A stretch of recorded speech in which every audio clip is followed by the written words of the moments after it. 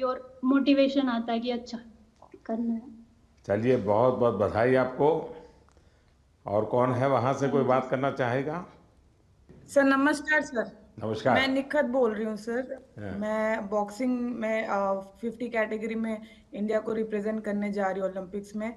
और ये मेरा पहला ओलंपिक्स है और मैं बहुत एक्साइटेड हूँ। एट द सेम टाइम मैं अपने आप को फोकस रख रही हूँ क्योंकि पूरे देशवासियों का मेरे ऊपर एक्सपेक्टेशंस है, तो मैं उनकी उम्मीदों पे खड़े उतरना चाहती हूँ और अपने देश का नाम रोशन करके वापस लौटना चाहूँगी। बहुत बहुत शुभकामनाएं। नीरज कुछ कह रहे थे? हाँ नमस्ते नीरज। सर। नमस्ते भैया। कैसे हो सर? मैं वैसा ही हूँ। तेरा तेरा चूरमा अभी तक आया नहीं। चूरमा लेके आएंगे सर इस बार। पिछली बार वो दिल्ली में चीनी वाला चूरमा था, आपको हरियाणा का वही देसी तो। घी और गुड़ वाला नहीं, मुझे खिलाएंगे इस तेरी बार। बाघ के हाथ का चूरमा खाना है। पक्का सर। जी बताइए। बिल्कुल सर, हम भी अभी बाहर हैं जर्मनी में और ट्रेनिंग बहुत अच्छी चल रही है। इस बार मैं काफ़ी कम कंपटीशन खेल रहा हूँ क्योंकि बीच बीच में मुझे एक इंजरी हो रही है। पर अभी काफ़ी बेटर है। अभी कुछ दिन पहले मैं फिनलैंड में कंपटीशन खेला था और वो काफ़ी अच्छा रहा। और एक महीना है हमारे पास ओलंपिक्स के लिए और ट्रेनिंग बहुत बढ़िया चल रही है। कोशिश कर रहे हैं कि अपने आप को पूरा फिट करके जाएं पेरिस में और 100% दे सर अपनी कंट्री के लिए, क्योंकि 4 साल में आता है। मैं ये सभी एथलीट्स को ये बोलना चाहूँगा कि 4 साल में मौका मिलता है और अपने अंदर घुस के उस चीज़ को निकालें कि क्या वो चीज़ है जिससे हम अपना बेस्ट दे सकते हैं। क्योंकि मेरा टोक्यो मेरा पहला ओलंपिक्स था और पहले ओलंपिक्स में ही बहुत ही अच्छा रिजल्ट रहा, गोल्ड जीता देश के लिए। और उसका रीज़न मैं मानता हूँ कि यही है कि मन में डर नहीं था, निडर होके खेला और बहुत ही बिलीव था खुद पे कि ट्रेनिंग बहुत अच्छी हुई है। और मैं सभी एथलीट्स को ये बोलूँगा कि वैसे ही खेलें, किसी से डरने की घबराने की जरूरत नहीं है, क्योंकि वो भी इंसान है। कई बार हमको लगता है कि शायद यूरोपियंस ज़्यादा स्ट्रॉन्ग है या फिर यूएस के एथलीट या दूसरी कंट्रीज के ज़्यादा स्ट्रॉन्ग है, लेकिन वही है कि अगर हम खुद को पहचान लें कि हाँ हम इतनी मेहनत कर रहे हैं, अपने घर बार को छोड़ के इतनी दूर हैं, तो कुछ भी पॉसिबल है जी। चलिए, बहुत बढ़िया टिप दिए हैं सबको। मैं आपका धन्यवाद करता हूँ और आपको शुभकामनाएं देता हूँ। आपका स्वास्थ्य अच्छा थैंक यू रहे, सर। एक महीने में कोई नई इंजरी ना हो भाई। बिल्कुल सर, वही कोशिश कर रहे हैं। देखिए साथियों, आपने देखा होगा कि दो तीन बातें बहुत अच्छी निकली, क्योंकि आप जो अनुभवी लोग हैं उनसे जो जानने को मिलता है उसकी एक अहमियत होती है। जैसे आपको बताया गया कि वहाँ के तामझाम में डूब मत जाना, खो मत जाना, ये बहुत सही हमारे लिए। वो उसी का प्रभाव इतना होता है कि हम शायद अपनी चीज़ को फोकस नहीं कर पाते हैं। दूसरा, परमात्मा ने हमें एक कद दिया है, बाकी खिलाड़ी हमसे बड़े कद वाले होते हैं, लेकिन हम पक्का मान के चले यहाँ कद का खेल नहीं है जी। यहाँ कौशल्य का खेल है, आपकी टैलेंट का खेल है। सामने वाले का शरीर हमसे 2 फीट ऊंचा है, चौड़ा है, इसकी परवाह मत कीजिए। आपको अपने टैलेंट पे भरोसा होना चाहिए। और फिर सामने कितना ही शरीर मोटा हो, बड़ा तगड़ा हो, दिखने में बड़ा शानदार हो, तो वो जीत ही जाएगा, ये मानने का कारण नहीं होता है। तो हमने कोशिश, अपने पास जो कौशल्य है, अपने पास जो टैलेंट है, उस पर ही हमारा फोकस होना चाहिए और वही हमें परिणाम देता है। आपने देखा होगा कि बहुत सारे लोग, बहुत कुछ आता है उनको, लेकिन एग्जामिनेशन के समय गड़बड़ हो जाती है। उनको लगता है यार याद नहीं आता है, फिर सोचता है कुछ कोरिलेट करता है, और उसका मूल कारण उसका एग्जाम पर ध्यान कम होता है। उसका मूल कारण होता है कि अगर मैं अच्छा नहीं करूंगा तो घर वाले क्या कहेंगे, अगर मैं मार्क्स कम लाए तो क्या, उसी प्रेशर में रहता है। आप चिंता छोड़ दीजिए दोस्तों, आप खेलिए अच्छा बस। अरे मेडल आते भी हैं, नहीं भी आते, क्या है, ये प्रेशर कभी मत रखिए। हाँ, अपना 100% बेस्ट देना है, ये मिजाज अपना होना चाहिए, और उसमें कोई कमी नहीं होनी चाहिए।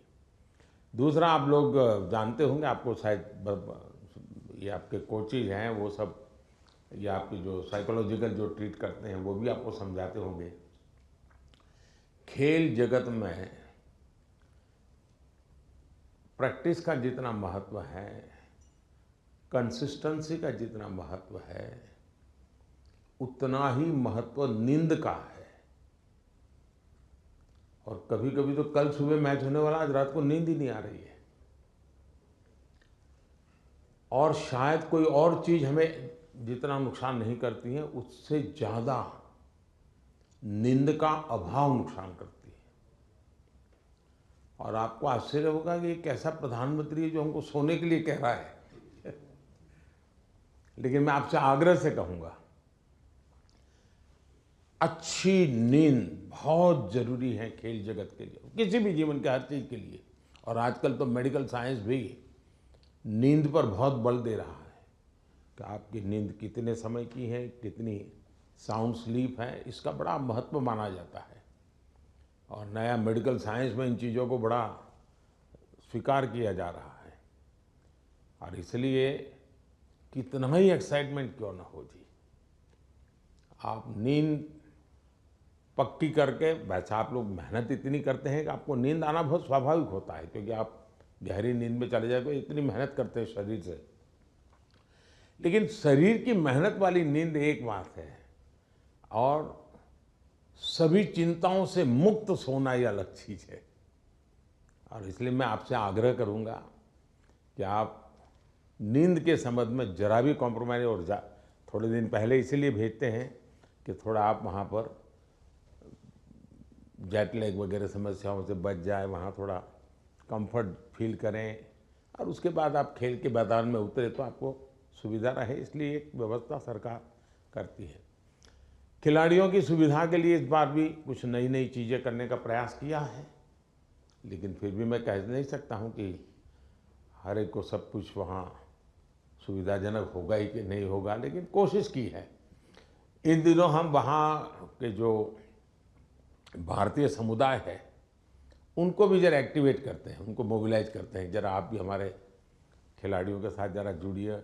कुछ डिसिप्लिन रहती है, इसलिए उतने तो निकट नहीं रह सकते, लेकिन फिर भी वो ख्याल रखते हैं, चिंता करते हैं। जिसका खेल पूरा हो जाता है उसकी तो भरपूर चिंता करते हैं। लेकिन हम कोशिश करते हैं कि एक प्रकार से आप लोगों के लिए कंफर्ट रहें, असुविधा ना हो, और आप लोग अच्छा परिणाम लेकर के आए। मेरी तरफ से आप लोगों को बहुत बहुत शुभकामनाएं हैं, और मैं आप लोगों का फिर से एक बार इंतज़ार करूंगा जब आप 11 अगस्त को तो सारा खेल पूरा होगा। आप में से लोग जल्दी आएंगे ऐसा तो क्रम रहता है, लेकिन मैं कोशिश करूंगा कि 15 अगस्त को एक बार लाल किले पर जब कार्यक्रम होता है तो आप लोग भी उसमें उपस्थित रहें, ताकि देश देखेगा कि यहाँ से हमारे ओलंपिक खेलने के लिए जो गए थे, क्योंकि ओलंपिक खेलने जाना ये भी बहुत बड़ी बात होती है जी। खेल में क्या करके आते हैं वो तो उसमें 4 चांद लगा देता है, लेकिन देश के अंदर इतना सारा खेल जगत के लोगों का होने के बाद आप में से खेलो इंडिया से निकल कर के खिलाड़ी बने ऐसे कितने हैं? अच्छा, ये भी काफ़ी लोग हैं। तो आपका क्या कैसा कौन सा खेल रहा क्या है, बता दीजिए जरा। हेलो सर, मैं सिफ्थ हूँ और मैं शूटिंग करती हूँ। तो खेलो इंडिया ने मुझे काफ़ी हेल्प की है, क्योंकि दिल्ली में ट्रेनिंग करके और उस टीम में आके जो भी मेरा रिजल्ट आया तो खेलो इंडिया कारण ही आया। चलिए, अच्छी शुरुआत है। हाँ जी। आपका? नमस्ते सर, मेरा नाम मनु भाकर है। मैं शूटिंग में ही अभी दूसरा ओलंपिक मेरी इंडिया को रिप्रेजेंट करूँगी।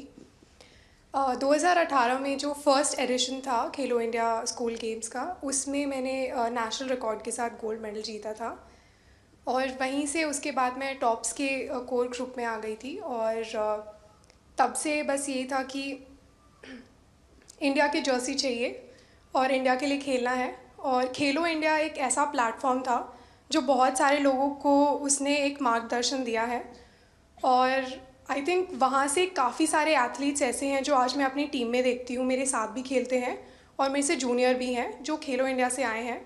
और उसकी एक बड़ी स्टेप होती है टॉप्स, जो मुझे 2018 से ही उसका सपोर्ट मिला है और मैं बहुत ही शुक्रगुजार हूँ कि इनकी सपोर्ट की वजह से जो एक खिलाड़ी की छोटी छोटी समस्याएं होती हैं वो उनका हल निकाल देते हैं।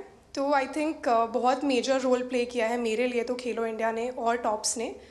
सो जी सर, जो आज मैं यहाँ हूँ मैं उसके काफ़ी हद तक उसका सहारा रहा है। जी शुक्रिया सर। चलिए, बहुत शुभकामनाएं आपको। और कोई है जो कुछ कहना चाहते हैं, आप अपने हिसाब से कुछ बात बताना चाहते हैं? हाँ, नमस्कार सर, मैं हरमनप्रीत सिंह हूँ हॉकी टीम से। तो सर, लास्ट टाइम जो हमने ओलंपिक में ब्रॉन्ज मेडल जीता था 41 ईयर्स के बाद, तो वो बहुत हमारे लिए प्राउड मोमेंट थी। एंड क्योंकि हॉकी की जो हिस्ट्री है वो बहुत बड़ी रही है एंड इस बार कोशिश बहुत अच्छी चल रही है। एंड फैसिलिटीज़ की बात करूँ, सब ठीक है।